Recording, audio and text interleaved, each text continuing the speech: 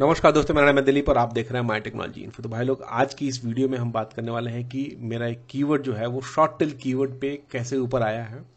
इसकी एक complete analysis आपको बताऊंगा, कुछ सजेशन दूंगा आपको ताकि आप भी उन चीज़ों को इंप्लीमेंट करें। मैं हमेशा से बोलता हूं कि आप लॉन्ग टेल कीवर्ड को फोकस कीजिए, क्योंकि लॉन्ग टेल को करने में फायदा है। ठीक है, और इसे क्या फायदे हैं, क्या हुआ है इस आर्टिकल के साथ, वो सब कुछ आपको इसमें एक एनालिसिस, क्विक एनालिसिस में आपको बताऊंगा कि आपको करना क्या चाहिए, कैसे आपको इंप्लीमेंट करना है इन चीज़ों को। ठीक है, और वीडियो स्टार्ट करने से पहले आपसे एक रिक्वेस्ट करूंगा कि अगली वीडियो जो है डू फॉलो बैकलिंक पे चाहिए, या फिर आर्टिकल कैसे लिखना है by using some different strategy which is, जो कि आपको एडवांस एसईओ में काम करना के हिसाब से देखा है तो वैल्यूएबल होगा। और एडवांस एसईओ का इंप्लीमेंट करके आप कैसे एक अच्छा आर्टिकल लिख सकते हैं जो कि जल्दी रैंक करे। तो प्लीज बताइएगा जरूर कि आपको अगला वीडियो एडवांस एसईओ पे आर्टिकल ऑप्टिमाइज करने पे लिखना है या फिर इस पे डू फॉलो बैकलिंक बनाना है, क्योंकि आपके इनपुट के हिसाब से मुझे आसानी होगा बनाने के लिए। ठीक है, तो चलिए स्टार्ट करते हैं। सबसे पहले आपको मैं बता दूं कि ये वो आर्टिकल है जिसपे कि लॉन्ग टेल पे ये पहले आर्टिकल रैंक होता था, अब शॉर्ट टेल पे रैंक हो रहा है। ठीक है, लॉन्ग टेल पे बोले तो पहला जो मेरा कीवर्ड था how to get backlink from blog spot, ये मैं कीवर्ड को फोकस किया था। तो बहुत लोगों ने बताया कि यार इस पे कोई सर्च नहीं है तो वहीं जाएगा। नो डाउट ये आएगा, मुझे पता है, क्योंकि ये लॉन्ग टेल कीवर्ड है, यूनिक है, इस पे डेफिनेटली आएगा। लॉन्ग टेल पे हमेशा से सर्चेज 10, 5, 20, 25, 30 ऐसे ही होते हैं, ज्यादा नहीं होते। लेकिन वो अगर 10, 20, 15 आते हैं ऑर्गेनिक सर्च पे, ये बहुत बड़ी बात होती है एक नए वेबसाइट के लिए, एक ऑर्गेनिक वेबसाइट के लिए, ऑर्गेनिक ट्रैफिक पाने के लिए। ठीक है, तो हमेशा से आप जो ये टारगेट करेंगे कि मैं बैकलिंक वर्ड पे रैंक हो जाऊं, it's not possible with in 2 months और 3 मंथ्स। ठीक है, ये पॉसिबल ही नहीं है, क्योंकि आपकी नई वेबसाइट है, आपसे पहले लोग इस पर काम कर रहे हैं, तो कैसे आएगा भाई तुम्हारा। तो इसके लिए हमेशा से लॉन्ग टेल पे काम कीजिए और अपने आप को प्रूव कीजिए, किसके सामने, यूजर के सामने और सर्च इंजन के सामने, कि बॉस मैंने जो आर्टिकल लिखा है this is very good and it deserve the first page. तो उसको प्रूव करना पड़ता है। प्रूव कैसे करेंगे आप? प्रूव करने के लिए आपको उसके अंदर जो कंटेंट है वो यूजफुल डालना पड़ेगा, ताकि लोगों को इससे बेनिफिट हो। अब ये बहुत बड़ा प्लेटफॉर्म है ब्लॉगर से डू फॉलो बैकलिंक लेना बहुत बड़ी बात होती है। अगर आपको नहीं मिलता है तो जाहिर सी बात है, इसके लिए आपको एफर्ट लगाना पड़ेगा कैसे लिया जाए। तो एक जो भी जेन्युइन तरीका है उसके थ्रू अगर आपको मिल रहा है तो ये यूजफुल कंटेंट है, लोगों ने इसको देखा, लोगों ने इसको स्टेप बाय स्टेप पढ़ा और इस पर कुछ इंगेजमेंट दिया, जिसका बेनिफिट क्या हुआ कि ये जो लॉन्ग टेल कीवर्ड पे था ये इमीडिएटली लॉन्ग टेल से शॉर्ट टेल पे स्विच हुआ। अब शॉर्ट टेल पे स्विच का मतलब क्या होता है कि शॉर्ट टेल पे भी रैंक होगा।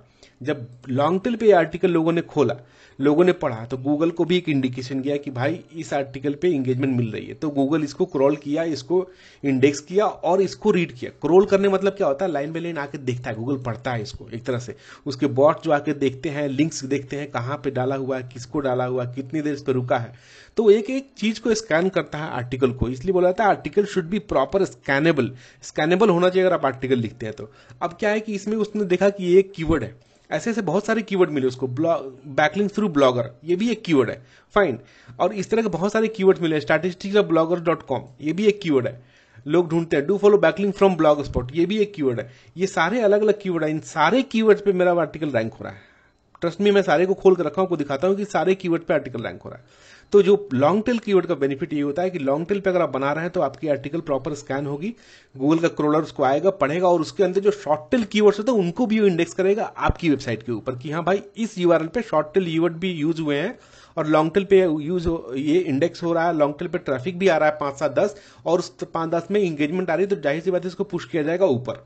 ठीक है, अब बात है कि इसमें से जो जो शॉर्ट टेल कीवर्ड मैंने आपको अभी बताए हैं, ठीक है, उसमें से पहला जो शॉर्ट टेल कीवर्ड जो हमारा रैंक हो रहा है वो बैकलिंक थ्रू ब्लॉगर, ये 3 वर्ड का है। बैकलिंक्स थ्रू ब्लॉगर अगर आप सर्च करेंगे तो आपको 8वें पेज नंबर 8वें नंबर पे दिखाई देगा, how to get backlink from blog step by step tutorial.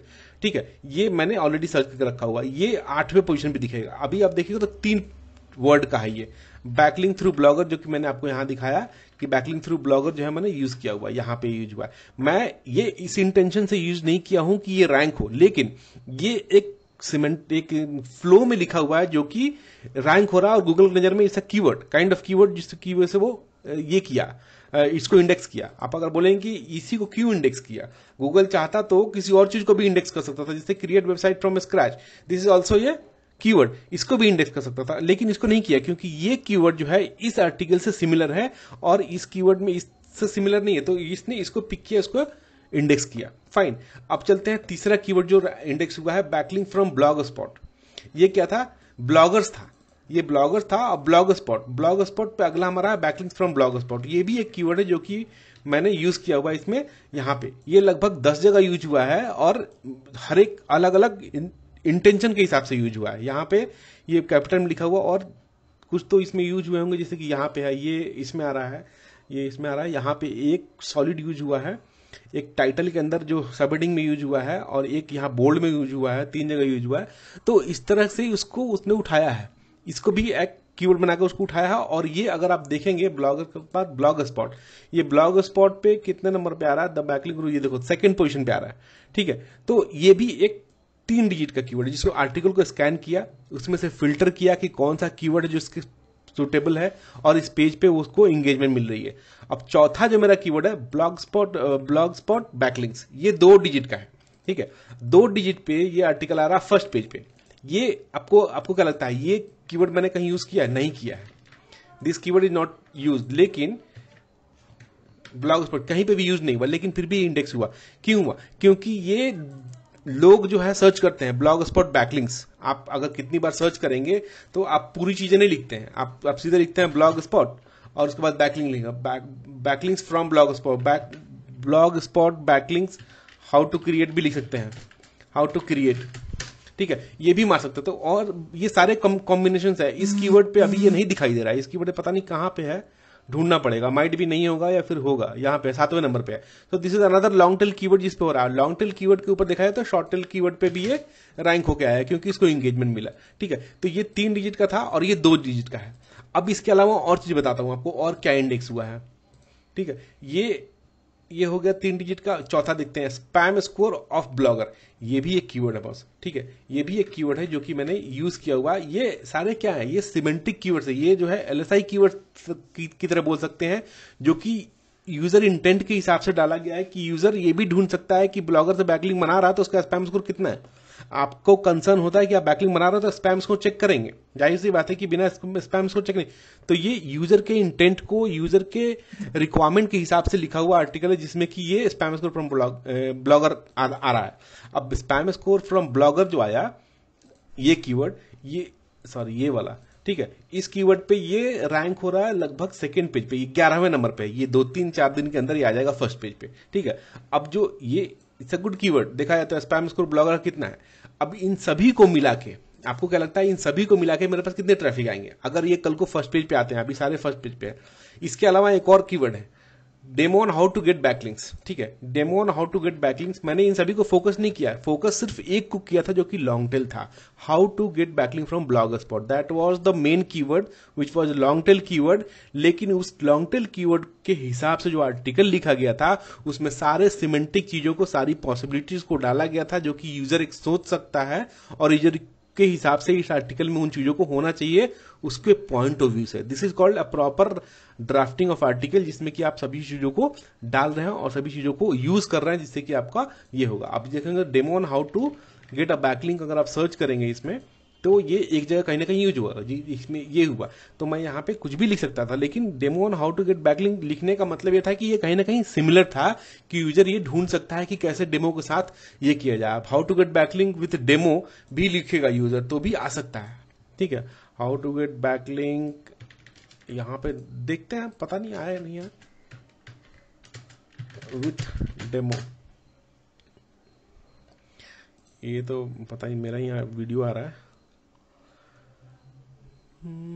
It could be, ये डिपेंड करता है क्योंकि ये सिमिलर नहीं है, इसमें तो बिल्कुल आने का चांसेस नहीं है, लेकिन हाँ कहीं ना कहीं होगा अगले पेज पे, may be may not B.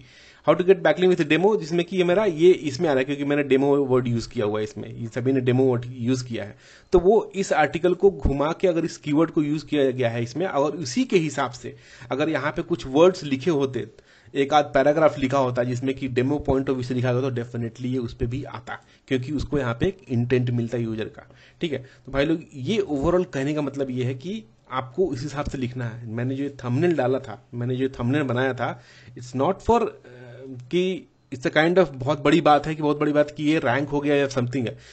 इसके पीछे ये था कि आपको एक एनालिसिस बताई जाए कि आप जो आर्टिकल लिख रहे हैं बॉस उसको प्रॉपर लिखिए। इसलिए मैं आपसे पूछा कि अगली वीडियो जो है आपको आर्टिकल कैसे लिखा जाए सिमेंटिक कीवर्ड्स को यूज करके, उस पर बनानी है या फिर डू फॉलो बैकलिंक बनानी है, क्योंकि बहुत लोगों को डू फॉलो बैकलिंक पे ज्यादा इंटरेस्ट होता है और फिर ये एसईओ का कॉन्सेप्ट भी अलग होता है। तो मेरे पास बहुत सारे कॉन्सेप्ट अभी बताने के लिए ब्लॉगिंग के, तो जैसा आपका इनपुट होगा उस हिसाब से आगे काम किया जाएगा। ठीक है, तो चलिए इतना ही आज की वीडियो में, मिलते हैं अगली वीडियो में। तब तक के लिए thank you so much for watching, bye, take care.